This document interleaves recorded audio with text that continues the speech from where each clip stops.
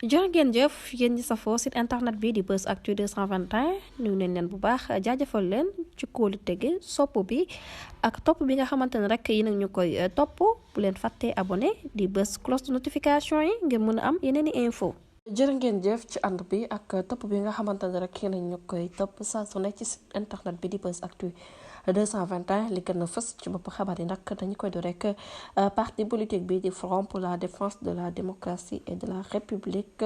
ñoom si seen jëmmi bopp nag kii di Dame Mbodj dak ne yëkkati kàddoom ne na nag menace bi nga xamante ne rek ñu ngi koy def nag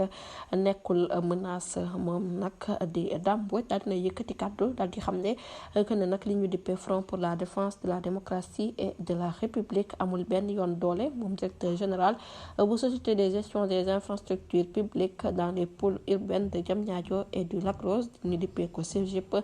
Dame Mbodj daal dinay wax xalaatam rek ci nouvelle formation politique bi nga xamante ne rek kujjee gi daal dinañu koy am daal di tuddee nag seen bopp Front pour la défense de la démocratie et de la république ñu dippee leen FDR.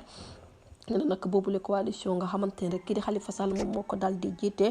Dame Mbodj la mu daal di gis moo di coalition boobu amul doole te ragalul nag nguur gi nga xamante ne rek jamono ji ñoo toog ci donkaas gi mu daal di ci yokk am na ci ay nit yoo xamante ne rek ci membre coalition yu toog ci membre coalition yi nga xamante ne rek moom la ñu bokkoon nag ñoom ñooñu laataa ñuy minimiser rek seen poids électoral la mu daal di xam ne boobule formation bu coalition nag dafa mel ni rek ab mélange la ci sympathisant yu président Macky Sall ak sympathisant yu président